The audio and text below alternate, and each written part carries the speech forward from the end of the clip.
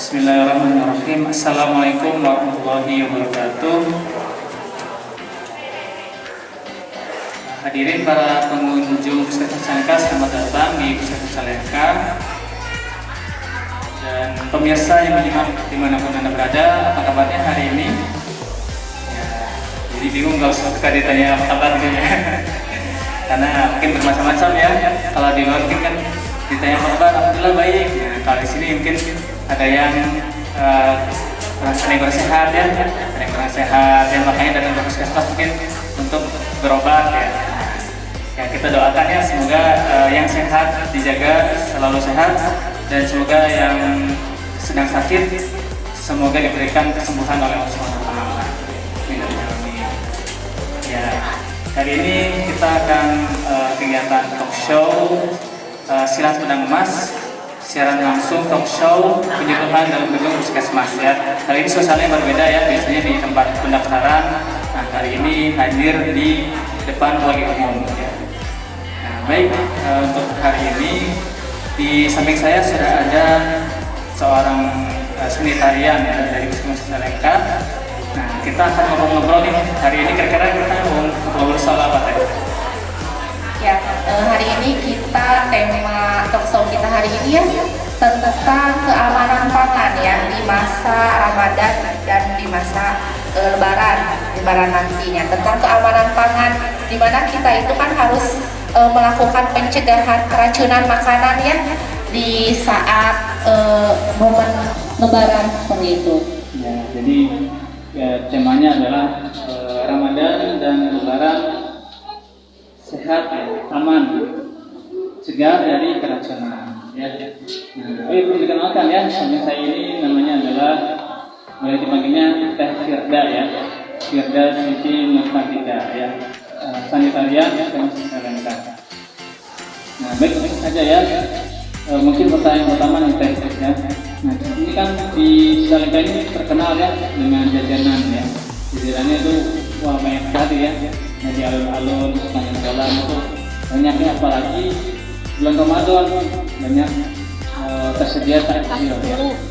Nah, tapi juga ternyata ada kasus-kasus keracunan makanan ya. Nah, mungkin kita perlu menyimak apa saja yang harus diperhatikan ya sebelum kita membeli makanan atau jajanan juga.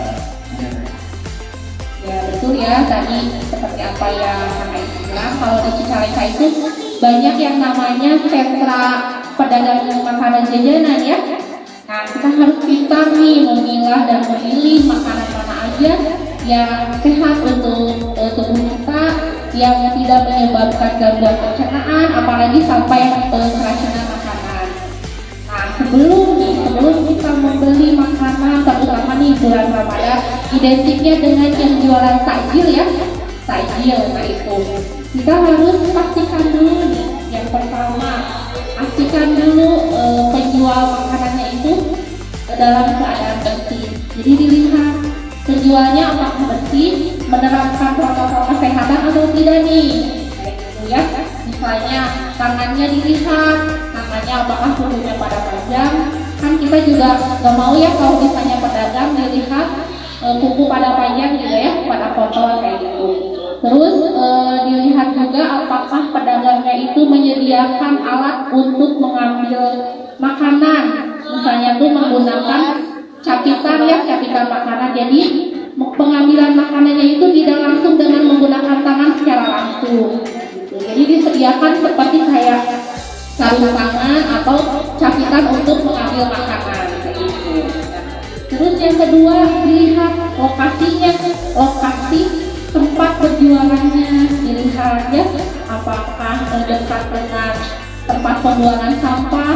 Nah itu kalau misalnya dekat tempat pembuangan sampah kan resiko penularan penyakit dari sampah ke makanan itu kan bisa menyebabkan kesakitan atau gangguan pencernaan kayak gitu ya. Nah terus ada poin yang ketiga nih, yang poin ketiga dilihat suhu makanannya. Nah biasanya seperti apa ya, contohnya membeli nugget atau makanan-makanan yang frozen. Nah kan di kemasannya sudah terlihat ya kalau penyimpanannya itu harus suhu beku. Tapi rata-rata kalau pedagang makanan itu dijajakan begitu saja diemperkan. Nah itu kan suhunya sudah tidak sesuai. Penyimpanannya seharusnya beku, disimpan di suhu ruangan atau kena sinar matahari. Nah itu diperhatikan ya. Jadi kalau membeli makanan yang kayak frozen itu lebih baik memang di tempat khusus makanan frozen seperti itu ya. Soalnya kan kalau misalnya dari yang seharusnya beku disimpan di suhu ruangan atau terkena panas, resiko pertumbuhan bakterinya yang lebih tinggi itu seperti itu. Nah, selanjutnya nih poin keempat, perhatikan kebersihan makanannya. Kebersihan makanannya dilihat apakah makanan yang dijajakannya itu ditutup atau tidak. Ya, ditutup atau tidak. Jadi pedagang yang memperhatikan kebersihan itu biasanya makanannya itu selalu ditutup ya. Apalagi resiko disinggapi seperti lalat ya. Lalat itu kan hewan pembawa penyakit ya. Nah itu lalat hewan pembawa penyakit. Apabila makanan yang tidak ditutup dihinggapi oleh lalat, ya takutnya kan nanti malah menjadi terjadinya kesakitan gangguan pencernaan kepada pembelinya gitu. Terus ada di poin kelima nih, perhatikan warna makanan. Nah warna makanan perlu kepada diketahui ya atau adik-adik semua nih di sini nih. Sekarang itu banyak sekali pedagang makanan yang nakal menggunakan pewarna makanan sintetis atau pewarna tekstil ya gitu. Yang namanya misalnya pewarna merah pada makanan namanya rodamin B. Nah itu biasanya digunakan untuk pewarna tekstil. Dilihat warna merahnya. Biasanya kalau misalnya nih makanan yang aman dari pewarna tekstil itu merahnya itu tidak merah menyala. Nah gitu. Biasanya kalau yang memakai pewarna sintetis ya atau tekstil, warnanya itu mencolok, menarik pembeli kayak gitu. Atau misalnya kuning, warna kuningnya itu memakai yang namanya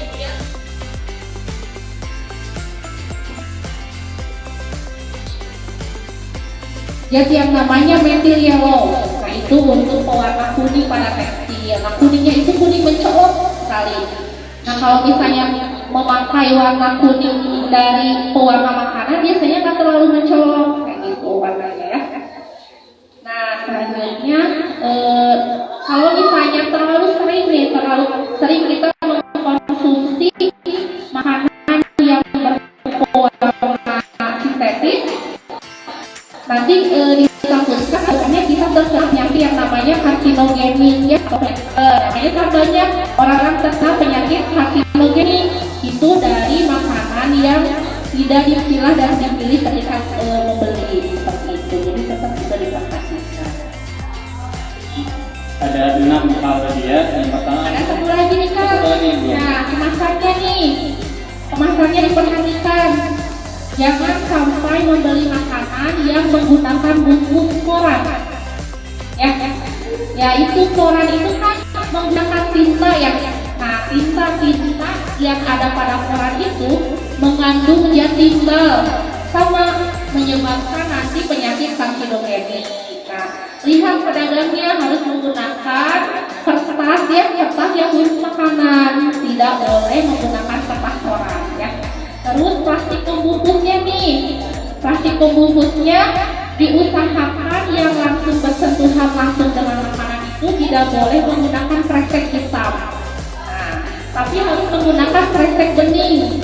Kenapa tidak boleh menggunakan kresek hitam? Karena kresek hitam itu hasil daur ulang dari berbagai jenis plastik ya, yang nantinya sama menyebabkan kayak penyakit karsinogenik nantinya seperti itu. Ada kandungan yang namanya zat timbal itu ya. Itu kan yang cara-cara memilah dan memilih jajanan ya, makanan jajanan supaya kita tetap sehat ya. Menarik sekali ya. Nah itu ya tentang cara-cara untuk memilih jajanan ya. Dan bagi kalau misalkan di sini ada pedagang, kebetulan ya ya berarti harus diperhatikan tuh tadi ya, dari satu tadi kebersihan pedagangnya ya. Terus yang kedua apa tadi? Lokasi ya, dari sisi lokasinya. Ketiga terus suhu tempat makanannya. Yang keempat kebersihan makanannya. Yang kelima dari keluarga makanan. Yang keenamnya terakhir ini adalah kemasan ya. Diperhatikannya. Nah, terus selanjutnya kita ke pertanyaan kedua ya, tentang itu kan dari memilih makanan ya, jajanan di luar. Nah, kalau misalkan di dalam rumah gimana cara untuk pengolahan makanan di dalam rumah? Ya terhindar dari keracunan makanan, biar terhindar dari diinginkan. Ya, iya. Nah, kalau misalnya pengolahan di rumah ini seperti apa? Ya, seperti itu ya. Kalau misalnya di rumah pengolahan untuk sendiri ya, kan sama harus memperhatikan juga kebersihan seperti itu ya. Ada yang namanya 5 pesan kunci keamanan pangan untuk pengolahan makanan di dalam rumah. Nah, yang pertama harus menjaga kebersihan, terutama kebersihan pengolah makanan. Kalau misalnya di rumah kan biasanya identik yang masak itu ibu ya, ibu atau istri. Nah kayak gitu diperhatikan kebersihan, jagalah kebersihannya, terutama kebersihan tangan. Sebelum mengolah makanan itu diperhatikan harus mencuci tangan pakai sabun terlebih dahulu. Terus kebersihan makanannya, apabila makanannya seperti sayuran, buah-buahan itu wajib dicuci terlebih dahulu, terutama sayurannya. Sayuran sebelum diolah harus dicuci terlebih dahulu karena biasanya kalau sayuran itu menggunakan yang namanya insektisida ya atau pestisida ya gitu. Jadi dengan mencuci menggunakan air yang mengalir itu menghilangkan pestisida yang ada di dalam di sayuran atau di buah gitu. Nah terus mencuci juga area yang kontak dengan makanan, misalnya wadah atau salenan ya, salenan yang digunakan untuk memotong makanan harus sering dicuci. Terus harus memperhatikan juga kebersihan dapur nih. Dapur harus selalu bersih ya. Nih, kalau ingin mengetahui katanya nih, kalau misalnya kita bertamu nih ke rumah orang ya, katanya kalau untuk mengetahui kebersihan keluarga itu dilihat dari dapur dan kamar mandinya. Kalau dapur dan kamar mandinya itu bersih, berarti keluarganya itu juga menerapkan kebersihan. Ya, itu indikatornya, indikator kebersihan dalam sebuah keluarga. Seperti itu. Jadi diperhatikan itu kebersihan dapur dan kebersihan kamar mandi. Ya. Nah, yang kedua dipisahkan pangan matang dengan pangan mentah. Dipisahkan itu misalnya dalam segi pemotongan. Alat atau alat yang dipakai untuk memotong makanan yang mentah dan yang matang itu harus terpisah. Jangan sampai alat yang digunakan untuk memotong daging mentah dengan kue itu disamakan ya. Nanti ada yang namanya pertukaran bakteri dari pangan mentah ke pangan matang. Seperti itu. Terus yang ketiga, dimasak dengan benar makanannya pada suhu di atas 70 derajat. Fungsinya untuk apa? Untuk membunuh mikroba yang ada di dalam makanan. Jadi dimasak dengan benar di atas suhu 70 derajat Celcius ya. Selanjutnya sama seperti tadi, seperti memilih makanan jajanan ya, diperhatikan juga suhu makanan, dijaga suhunya ya. Apabila makanan dingin harus disimpan, tetap disimpan di dalam kulkas. Kalau misalnya makanannya panas berarti harus dipanaskan seperti itu ya. Kenapa harus dijaga suhunya? Soalnya kan mikroba dapat berkembang biak dengan cepat pada suhu ruangan ya. Dengan menjaga suhu di bawah 5 derajat Celcius atau di atas 60 derajat Celcius itu menjaga supaya mikroba di dalam makanan itu tidak berkembang dengan cepat ya, mikroba yang menyebabkan gangguan pencernaan. Terus gunakan air dan bahan baku yang aman. Ya. Lihat airnya seperti itu. Kasus keracunan satu daerah yang waktu 2018 lalu di wilayah puskesmas yang saya lihat ada kasus keracunan pangan yang dicurigainya itu dari makanan hajatan. Nah, yang dicurigainya itu ayam suwir. Padahal setelah diperiksa lab, kandungan yang terdapat dari akibat dari keracunan makanannya itu namanya organofosfat atau bahan kimia. Ternyata setelah ditelusuri kepada yang memasak ya, kepada yang mempunyai rumah, air yang digunakan untuk memasaknya itu air dari sawah. Nah, sawahnya itu habis disemprot kan, kayak gitu. Nah, menyebabkan keracunan tamu undangan. Iya, yang datang ke hajatan itu. Nah, itu makanya air untuk memasak itu harus benar-benar diperhatikan sumbernya dari mana ya. Untuk memasak, untuk mencuci makanan kayak gitu. Soalnya air sudah ternyata menyebabkan yang namanya keracunan seperti itu ya. Jadi awalnya yang dicurigai dari ayam suwir malah dari air sayur yang ada kandungan kimia kayak gitu ya. Nah, 5 pesan kunci keamanan bisa diterapkan di dalam ya, nah itu semuanya bagus ya. Pentingnya karena biasanya kalau lebaran itu banyak pasien itu di puskesmas itu membludak ya. Nah, banyaknya itu karena sakit diare ya, pencernaan. Nah, mungkin berarti ada pengolahan makanan yang salah nih ya. Nah, makanya mungkin karya dari informasi ini juga bermanfaat ya, bisa dilaksanakan. Nah, terus yang ngomong soal lebaran ya. Nah, sepertinya ini ada yang mudik ya, terkait dengan mudiknya. Soal mudik ya. Gimana tuh untuk tipsnya, tips untuk memilih makanan yang aman kan? Nah, kalau lebaran identiknya apa Bu? Ibu-ibu dan bapak-bapak mudik ya. Nah, mudik biasanya kan mudik itu identik menggunakan kendaraan roda 4 atau roda 2 ya, yang perjalanannya menempuh berjam-jam. Nah, biasanya kan kita ada yang bekal dari rumah makanannya, ada yang membeli di sepanjang jalan arus mudik atau arus balik. Nah, ini ada tips nih buat keamanan memilih dan memilah yang aman pada saat mudik dan arus balik. Pertama,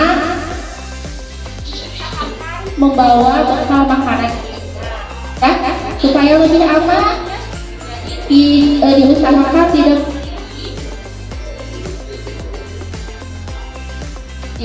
tidak membeli di sepanjang jalur arus mudik atau arus balik. Jadi membawa makanan dari rumah karena biasanya lebih terjaga kebersihannya. Nah, apabila harus membeli di jalur mudik atau di arus balik, pastikan memilih tempat aman yang bersih dan higienis. Sama seperti tadi memilih makanan tajil ya. Nah, tetap diperhatikan ya yang 6 poin tadi. Yang pertama, jika harus membeli makanan di sepanjang jalan arus mudik dan arus balik. Yang kedua, hindari membawa makanan yang mengandung santan, telur, susu, dan terkadang air tinggi. Bila membawa makanan seperti itu, pastikan habis dalam waktu kurang dari 4 jam setelah makanan matang. Ya, takutnya kalau misalnya lebih dari 4 jam, yang seperti yang tadi dibicarakan yang dijaga suhu makanannya. Nah, lebih dari 4 jam ditakutkan ada pertumbuhan mikroba ya atau kuman mikroba yang bertumbuh secara pesat, nantinya akan menyebabkan gangguan pencernaan. Nah, masa kita mudik ya kan ya, mudik terus memakan makanan yang dibawa dari rumah terus yang mengandung santan lebih dari 4 jam, takutnya nanti pas lebaran malah sakit kan, kayak gitu. Jadi harus dijaga tetap ya kalau membawa makanan dari rumah seperti yang tadi mengandung santan atau kayak gitu. Terus diusahakan perbanyak makan buah dan sayur serta meminum air putih yang cukup. Nah, usahakan ya ibu-ibu dan bapak-bapak yang mudik jangan karena lagi mudik inginnya teh yang minuman yang berasa yang manis-manis yang segar-segar ya kan nih kayak gitu. Diusahakan kalaupun ingin minuman yang dingin, diusahakan minumnya air putih aja ya kayak gitu. Terus kalau misalnya membawa makanan kering atau kemasan, diperhatikan tanggal kadaluarsanya ya. Tanggal kadaluarsanya harus diperhatikan. Kalau misalnya sekiranya sudah melebihi tanggal kadaluarsa, mending dibuang aja ya, jangan dimakan. Nah, kayak gitu. Jangan berpikiran lebar, ya udah dibeli, kayak gitu ya. Apalagi nih ibu-ibu dan bapak-bapak biasanya kan suka ikutan paket lebaran ya, paket lebaran makanan yang kemasan ya. Tolong diperhatikan ya ibu-ibu dan bapak-bapak tentang tanggal kadaluarsa makanan kemasan tersebut. Terus memilih makanan yang masih dalam keadaan baik dari segi kemasan, tekstur, bau, dan rasa. Jangan dicium tes udah basi makanannya, dipaksain aja dimakan ada lebar kayak gitu ya. Daripada berpikir lebar, mendingan ingat ke depannya takutnya malah jadi sakit, mending dibuang aja kalau misalnya dirasa baunya sudah kayak agak basi, terus teksturnya udah kayak berlendir kayak gitu. Terus apabila perjalanannya panjang nih, ya hindari makanan yang asam atau pedas ya. Apalagi nih kan kalau misalnya Idul Fitri itu identik pengen ngebakso gitu ya, banyaknya ibu-ibunya pengen ngebakso, pengen yang seger. Nah, dibatasi aja ya yang namanya makanan pedas dan asam. Nah, itu kan bisa jalannya untuk terjadinya gangguan pencernaan kayak gitu ya. Terus hindari konsumsi minuman beralkohol. Lalu sebelum makan dipastikan cuci tangan dulu pakai sabun kayak gitu.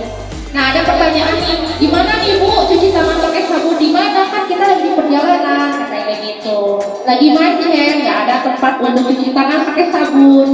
Nah, tipsnya jangan lupa membawa hand sanitizer atau tisu basah ya selama perjalanan mudik. Itu bisa untuk antisipasi atau untuk cuci tangan ya, jaga-jaga jika misalnya pas cuci tangan gak ada tempat untuk cuci tangan pakai sabun gitu. Terus bagi pemudik yang menggunakan kendaraan bermotor roda 2 atau motor ya, dalam perjalanan jauh sebaiknya tidak dalam keadaan haus dan lapar. Nah, diusahakan ya tidak dalam keadaan haus dan lapar, soalnya nanti akan mengganggu konsentrasi perjalanan. Haus, lapar, dan ngantuk. Iya, kalau misalnya haus lapar, mending istirahat dulu, diisi dulu amunisinya, makan minum dulu. Kalau ngantuk istirahat dulu. Kan biasanya kalau arus mudik sama arus balik tuh identiknya banyak tempat-tempat istirahat atau rest area yang itu bisa dimanfaatkan. Gitu. Yang terakhir nih. Yang terakhir nih, tidak membuang sampah sisa makanan atau kemasan makanan secara sembarangan ya. Jangan karena lagi macet dialungkan ya, dibuang begitu saja kemasan makanan atau sisa makanannya. Selalu membawa kantong kresek untuk wadah sampah ya, biar nanti pas ketika berhenti sampahnya baru dibuang ke tempat sampah. Itu ya Kang ya. Itu tips memilih makanan aman saat mudik dan arus balik lebaran. Itu ya ibu-ibu dan bapak-bapak. Nah, seperti itu ya tipsnya nih, banyak ya, nanti semuanya insya Allah bermanfaat. Ini dibuka sesi tanya jawab bagi bapak dan ibu yang ingin bertanya dipersilakan. Ada dari ibu atau bapak? Dan ya. Seperti yang sudah jelas ya. Nah, Ya, mudah-mudahan informasi yang kami berikan tentang tips memilih dan memilah makanan pada masa Ramadan, Lebaran ataupun arus mudik dan arus balik ini bermanfaat ya untuk semuanya yang menonton secara live atau pasien yang berada di sini ya. Ya, semoga bermanfaat informasinya. Kalau sudah tidak ada pertanyaan, barangkali ada lagi tanya. Closing statement. Ya, udah paling segitu ya. Yang penting intinya tetap perhatikan kebersihan makanan. Yang ingat itu cuci tangan pakai sabun ya, karena apa? Makanan atau kuman bakteri masuk ke dalam tubuh itu lewat tangan. Nah, itu intinya tangannya itu yang harus bersihkan. Kalau tangan bersih, makanannya memilih makanan yang udah bagus, insya Allah terhindar dari yang namanya gangguan pencernaan atau keracunan makanan. Ya, ya baik. Jika Bapak Ibu ingin menyimak untuk materi hari ini, bisa simak kembali di YouTube Nengka. Ya, terima kasih sudah berbagi hari ini ya. Ya, sama-sama. Semoga informasinya ini bermanfaat untuk semuanya ya. Kita akhiri, sampai jumpa. Terima kasih atas perhatiannya. Warahmatullahi wabarakatuh.